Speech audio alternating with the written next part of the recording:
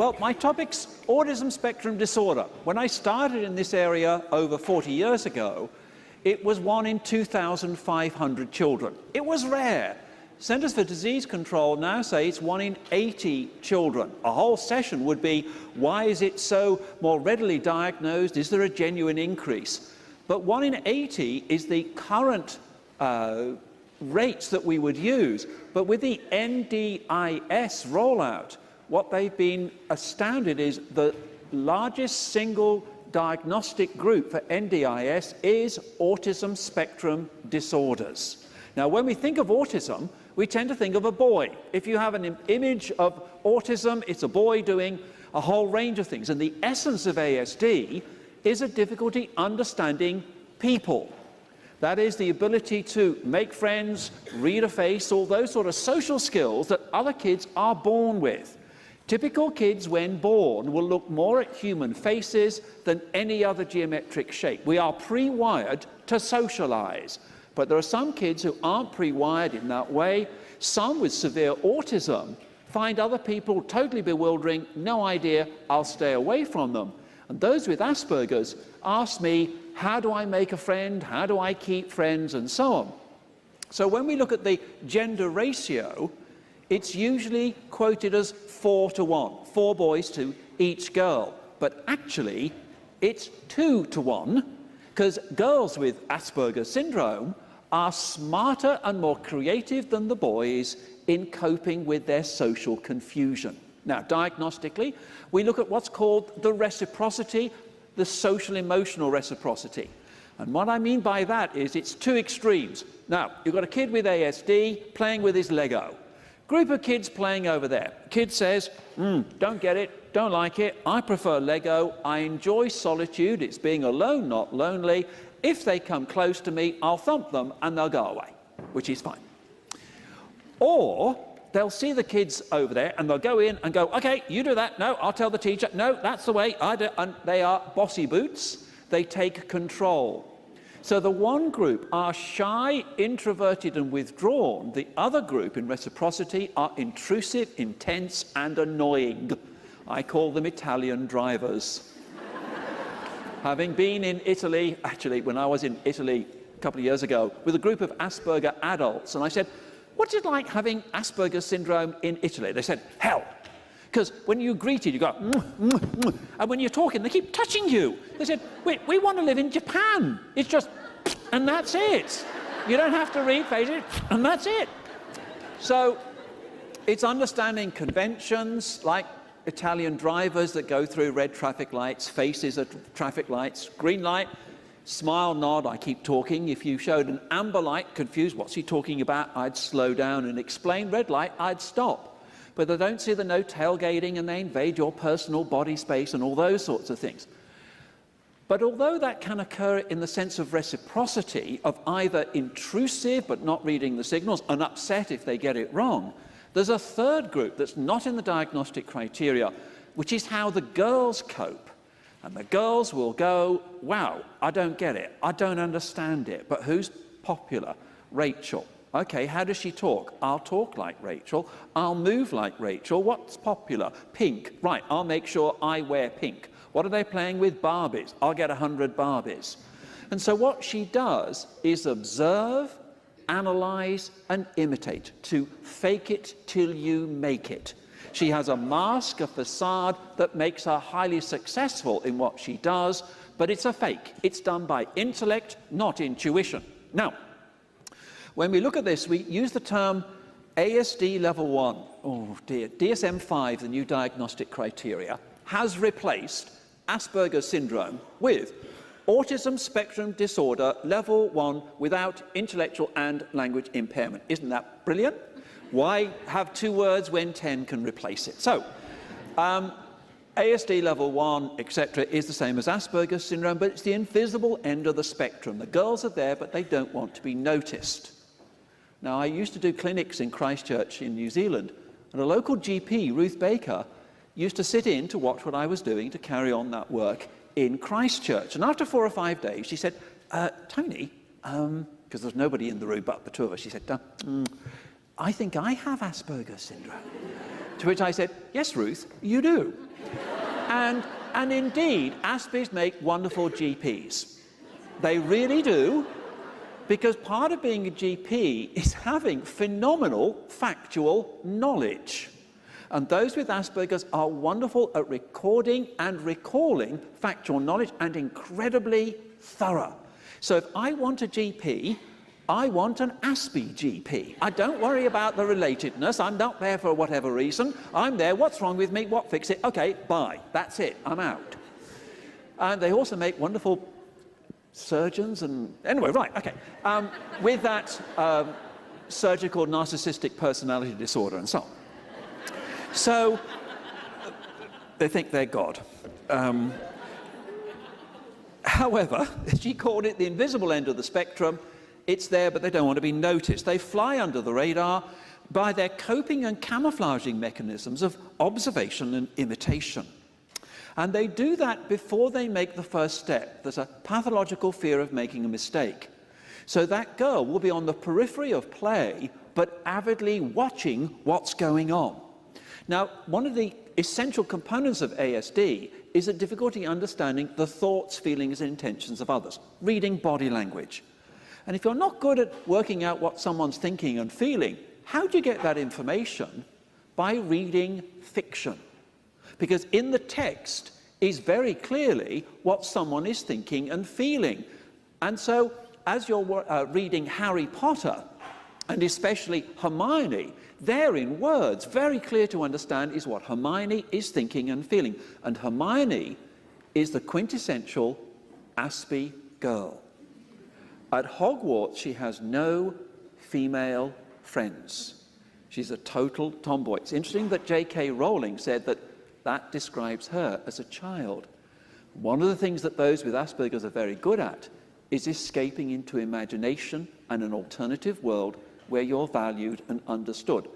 Hogwarts, and you identify with Harry Potter and all those sorts of things that become your escape.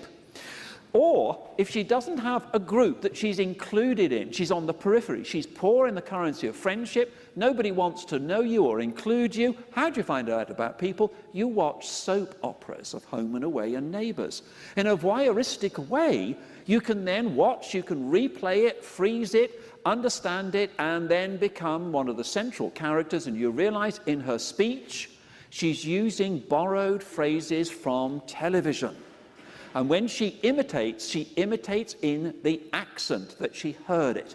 Many girls with Asperger's syndrome sing in perfect pitch and develop a talent in languages and speak the language they are learning without expressing their native accent. They make wonderful spies, but that's another story. So they have that ability to understand what people are thinking and feeling by fiction and television. Or she has 100 Barbie dolls all lined up in hairstyles. Now, she doesn't play Barbie getting married. She plays Barbie's teacher. This Barbie's her, the other Barbies are the kids. And so in her solitary play, she is decoding and analysing the social events of the day, or rehearsing what to say or do tomorrow, with the Barbies being the characters. Now, the boys are playing with trucks and dinosaurs. That's not going to tell you about people. But if you've got lots of dolls, oh, that's a very girl thing to do. But she's using that in a different way to understand reality, not necessarily total fantasy. Now, a risk in ASD is making social faux pas or mistakes. These kids are self-appointed revealers of the truth. And they will spot your mistakes and point out your mistake, and you should be grateful to them for your mistake being pointed out. So they have that natural ability. But if a boy makes a social mistake, he gets upset, explosive, annoying, abrasive, he's referred. Whereas a girl will make a social mistake. Oh, I'm so sorry I talked about your BMI. Yes, I do know you need to go on a diet, and I am very concerned about you, Auntie, but when you put those potato chips in the... and when your face went red, I didn't know whether it was embarrassment or menopause, etc. And I'm so sorry I've upset you. But because she apologizes, we forgive and forget. But the point is, she didn't know, but she's got a remarkable way of recovery. Or she appeases people Mum may arrange a birthday party and says to her, it's a birthday party with your cousins, you've not known your cousins for many years, they're almost strangers to you. Will you be okay? Yes. Now, you sure? Because I will be away with your brother because I've got to take him to soccer, you'll be on your own for 3 hours, will you be okay? Yes. But look at the terror in her eyes. She won't let on, and she's incredibly brave to cope with it. The boys will either do oppositional defiant disorder, which is a pompous way of saying you won't do as he's told, but psychologists and psychiatrists won't say that because people could understand it. So she apologizes and appeases, or she's like a chameleon, and she adopts a persona to fit the situation. And in particular for the girls, there are two: school and home. So when she's at school, she's a goody two-shoes, she's wonderful, she's brilliant, teacher likes her because she dobs in all the rest of the kids, gives her all the information, etc., and helps her. But when she gets home, she has suppressed her emotional despair and confusion socially, and then downloads it on mum. Some child I saw recently this week, she said, mum said, the moment she gets in the car, the expletives, the comments, the things that she says or done, but she's an angel in class, but a devil when she gets home. And there's that mask, and that mask is successful, very appealing. You fake it till you make it. It's Emily Mars in public and will melt down the second she's out of the situation. A Dr. Jekyll and Mr. Hyde.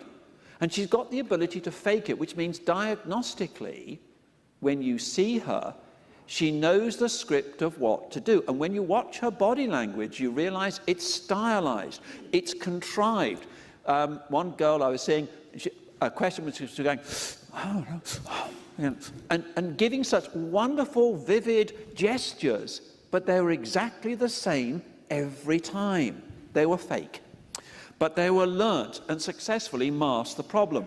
Girl doesn't want to be noticed, so she's less disruptive. And, quote, we think that if we are very, very good, people will like us and all will be well. I don't want to be noticed. And learn that if you're good, you're left alone. Now, for the girls, yeah, they have their special interests as part of the actual syndrome is that. Because the syndrome includes social confusion. My definition of Asperger's is very clear. It describes someone who in life has found something more interesting than socializing. But they live with social zealots. So a characteristic is, yes, the social confusion, it's routines and repetitive behavior, high levels of anxiety, so you impose routines or rituals and so on. But you have special interests. Now that interest may last hours, it may last decades. With the boys, yeah, it's Thomas the Tank Engine and all those sorts of things. But for the girl, it may be horses. And people will say, oh yeah, but lots of girls like horses. But it's July, and she's moved the mattress into the stable. And this is so dominant. All she thinks about is horses, horses, horses. Actually, I saw a family the other day. I saw the brother, Asperger. He's going well. And they said, oh, by the way, a couple of years ago, you saw our daughter. And I said, oh, yes. She said, you said at the last clinic appointment for her that this appointment will be the most expensive clinic appointment you could ever imagine. And I said, did I? I said, yes. They said, yes, you did, because you said she needs a horse. And we did. And here's a picture of her, state dressage champion. And she really relates to the horses, her best friend, and she's highly successful with animals. It's either machines or animals, but not people. But what the girl may do is, if you haven't got real friends, you have imaginary friends. And you talk to the imaginary friends, and you have tea parties for them, and you have a way of relating to an imaginary world, because if you're not valued and accepted in the real world, it's the imaginary world of imaginary friends. For the boys, it can be Star Wars and Star Trek. It can be another planet. It can be anywhere else but here. So as far as this person is concerned, I must find an escape into imagination. And some of those girls escape into imagination by reading fiction, writing fiction, and become successful authors. But in imitation, it's absorbing and observing the speech, mannerisms, character, even persona of someone who is successful. You become a mimic. Popular with the peers, because you can do various people's voices. You can do the chemistry teacher's voice, or voices of people on television. And actually enjoying and using speech and drama lessons, which are used as this is your role, this is your script, this is the person you'll become. The real you must be hidden. And must be hidden because they may not like the real you, but you have now created a persona that you must maintain. Again, talking with a teenage girl with Asperger's last week, she said, I've got this fake me, but do I let other people into my real world of who I really am because they may not like me? Do I keep up the pretense? And I said, if you do, you're going to get actually quite depressed, because the amount of energy that goes into that fake person is going to destroy you, and also the feeling that the real me is that despicable, I got to hide it. So it's learning how to act in real social situations. Quote, I'm an expert mimic and have used this to survive. I was previously diagnosed with multiple personality disorder. And so some personality disorders, narcissistic, schizoid, etc., can be the person's coping mechanisms of their social confusion. I try to be who they want to be, me to be, but I can't reveal the real me. I could take part in the world as an observer. I was an avid observer. I was enthralled with the nuances of people's actions. In fact, I often found it desirable to become the other person, but by observation, analysis, that person may try to understand people. They're intelligent, so they go to university and study psychology. Yes, quite a few of my psychology colleagues are Asperger's, because their view was, I've got to analyze people, the study of people is psychology. And I recently wrote a foreword to a book written by a budding psychologist with Asperger's, and said he became a psychologist at the age of 3 years old by observing and analyzing people. What I want ultimately is psychotherapy designed by Asperger's, for Asperger's, administered by Asperger's. Because their biggest challenge is look at me and tell me, what were you feeling at that time? Don't know. What are you feeling now? I don't know. I shall now complete the sentence. I don't know how to grasp the many negative thoughts and emotions in my mind. Hold one, label it, and explain it in speech so that you will understand. So the person has very great difficulty in disclosing inner thoughts and feelings. I was uncanny in my ability to copy accents, vocal inflections, facial expressions, hand movement, gaits, and tiny gestures. It was as if I became the person I was emulating. That is the cure. That is the way to cope. That is the way of escaping Asperger's syndrome. But it's the exhaustion. The first autobiography was by Leanne Holiday-Willey, called Pretending to be Normal. I have done such a great job of pretending to be normal that nobody really believes I have Asperger's. Again, when you meet that person in a clinic or GP surgery, you think, they're so good, they're so engaged, they have lovely eye contact. But what you find is, when you're talking to the parents and she's in the waiting area, she's fast asleep because she's absolutely exhausted, or after a while, the wheels fall off and you suddenly realize she can't cope with it anymore, and the real person is starting to come through. We have literature now specifically for girls. This is a book of first choice for the girls, Aspergirls by Rudy Simone. She has Asperger's syndrome, and she goes through the characteristics, because most of the information is the boys' representation, and the girls are there, but they're better at camouflaging and compensating. Now, if we're dealing with classic autism, we are now diagnosing such kids younger and younger, and for GPs and others, there are now screening tools we recommend to identify the characteristics in kids as young as 18 months, where there's a certain language, social, emotional, sensory profile that we can pick up with a fair degree of accuracy at 18 months, the characteristics of ASD. We can actually spot it now with even younger kids. The youngest I've ever diagnosed, well, not formally, but wrote in the notes, concern, was 3 weeks old, because even at 3 weeks there's a degree of social engagement, and there were major deficits in that, and that now the child is 7 or 8 years old is confirmed. So classic autism can be diagnosed younger than 18 months. 6 months, we're not sure. By a year, we can be pretty sure, if you know what you're talking about. Asperger's in boys often now at primary school, because at home, when they were younger, it wasn't so obvious, but now they're with their peer group. As far as the kid with Asperger's is concerned, when he goes into the playground at 5, 6, 7 years old, it's not to discover the social world and enjoy the social world. He goes into the playground to discover the school's plumbing and drainage system and the shapes of the clouds. And if they want, in fact, what they're liking is not social information, but intellectual information. Where do you get that from? The library. So if I want to know which kids have Asperger's in a school, I go to the librarian and I say, who's in the library at lunchtime reading about the Titanic, volcanoes, etc. For this kid, knowledge from the library, and it's an Asperger-friendly environment, or you get information from adults because they know answers to things. So as far as this person is concerned, kids my age, stupid and boring. Now, high proportion of the guys here have anxiety disorders. One thing that those with Asperger's are very good at is worrying. And that level of anxiety can be generalized anxiety, phobias, often for sensory experiences like dogs barking, not going near dogs, not because they've been attacked by a dog, but they may bark, not going to birthday parties, not because of the social, because the balloons that could go pop, not enjoying the playground because kids shouting to each other, and the shouting is aversive to that individual. So there can be an anxiety disorder, from separation anxiety to specific phobias. Depression, because of the exhaustion of trying to socialize, low self-esteem.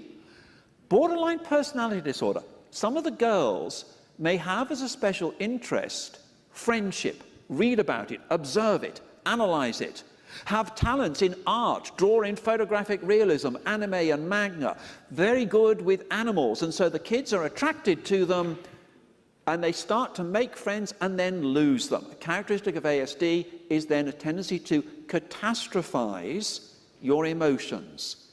So in other words, there's been a history of intense interest in a person, and when that relationship ends, catastrophize, and the view of borderline personality disorder or eating disorder.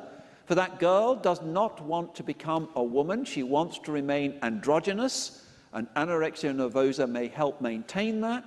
It may be to be popular, you need to be thin, so she thinks that if I am thin, I will be popular, or she develops an OCD around numbers, calculations of BMI to 3 decimal places, and how many kilojoules, etc. in food, and numbers are totally consuming for that individual. Selective mutism is quite common, but a detailed developmental history indicates Asperger's. Now, characteristics from 5 to 12, doll play to replay the events, but it lasts longer. I played with dolls until I was 14 years old, not because of emotional immaturity, but in private she could use dolls to replay and decode social situations. Gender-specific toys. I loved playing with Lego for years and had many thousands as a child. I also loved cardboard boxes and drawing and writing. I always ignored the dolls I was given, so there may not be the typical gender identification. Tomboy. It was easier to identify with boys because they just wanted to have fun. Girls had more social rules to follow or blunder. They had more gossip and didn't like to get dirty. The guys were fun, and I could almost be myself around them. I don't know how to do girl things, and the boys are delighted to have captured a girl, and if she doesn't know she's a girl, we'll explain it to her. So those are the things that can occur. Being a tomboy is socially acceptable in the pre-puberty years, but less acceptable after puberty. You're an it, as far as the school kids are concerned. Okay, hang on, that's it, the next one. Now, what the person may do is try to fit in the primary school by observing the social conventions and rules, fake it till you make it, pink and frilly. And when they're teenagers, they can either be goody two-shoes puritanical nun, that wouldn't say boo to a goose and want to just disappear into the crowd, or their view is, I walked the walk, I talked the talk, I worked out what the rules were, I did it, but they still didn't accept me, so you lot, I'm going off the rails. I'm going to take drugs. Promiscuity, yeah, but at least I'll be popular, etc. So may despise femininity and defy social and gender conventions and want to be just breaking the rules. And some with Asperger's, male and female, can socialise very well, can be the life and soul of the party, but by intellectual effort, not intuition, that's exhausting. It drains me mentally and physically. I'm exhausted after having spent a lot of time with others, and I need to recover in solitude. So for this individual, as far as they're concerned, I can be like Cinderella at the ball at midnight, but after 2 hours, that's it. Tomorrow, under the covers, in the cupboard, social migraine, don't want to see anyone. But for 2 hours, I did it. I was fantastic. As Caroline said, I relished isolation and solitude, and when I was by myself, I thoroughly enjoyed the company of an empty room. So this person needs islands of tranquility and solitude throughout the day. When you're at school, how can you ever be alone? But emotional instability, meltdowns, and the tragedy is an event that occurred in Sydney about 2 weeks ago of a woman with Asperger's outside Hungry Jack's who was having a meltdown, and unfortunately the police did not follow the instructions we have for dealing with a meltdown with that individual. Consequence is she lost her life, but she was going through a meltdown. There are certain do's and don'ts, and unfortunately that led to her death. But what can occur, 5 minutes, is if something happens to make me happy or upset, then I quickly become extremely happy or upset. I don't have many intermediate states, and I find it almost impossible to moderate my internal emotional state. I'm extremely sensitive to emotional atmosphere. I think that's fairly easy to read. I'll zip over that. Oh, special interests. Yes, it's what I call an intellectual orgasm. It's something that that person does that's better than any interpersonal experience. I remember seeing a GP once with Asperger syndrome who was depressed. And the reason he was depressed, he was collecting insects, a particular type of insects in Australia. And he was collecting them, and there was one missing, and one day he found it. Yippee!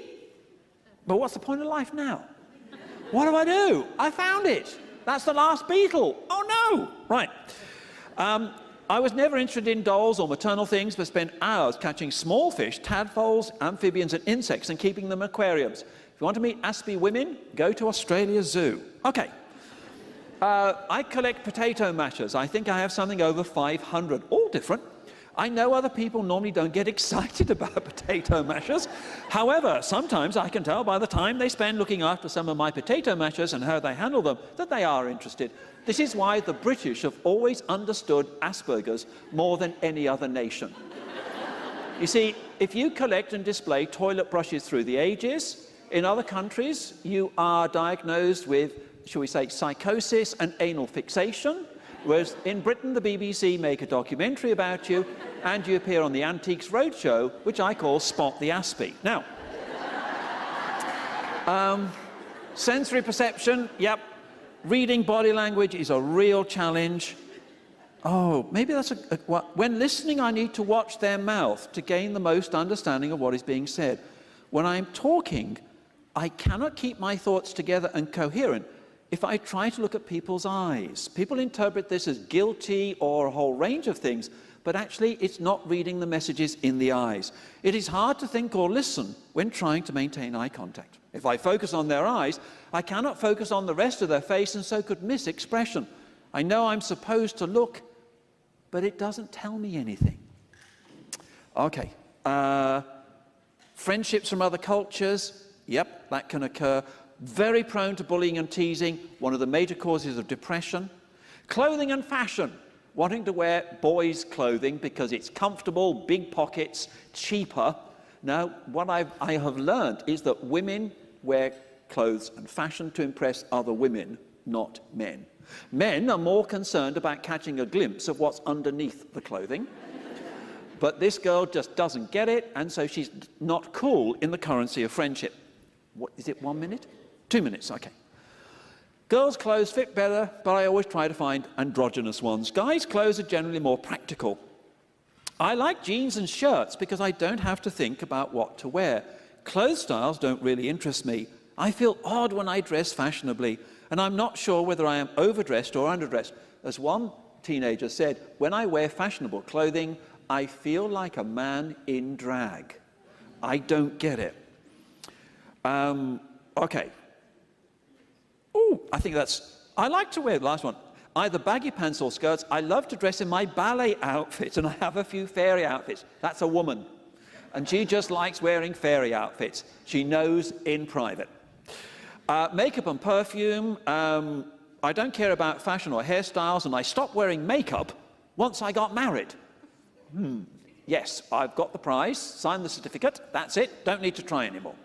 But it's the vulnerability. They're not good at understanding character. They don't have a group of friends to go out with who are good at character judgments for the good guys and the bad guys.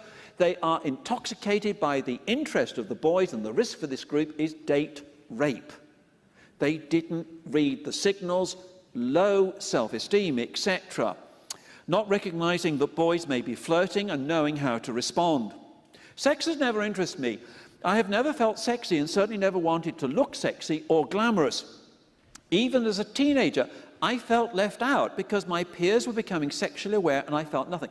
Many of the girls with Asperger's become romantically sexually aware about 5 to 10 years later than their peer group. And because they're not interested in the boys, they're accused of being gay. And then they become totally confused in terms of gender identity and sexuality. I set my expectations very low and as a result gravitated towards abusive people, but may have pets for emotional support. That's 1 minute. That's it. Okay. That's a good one. That's it. Gone. Okay, thank you.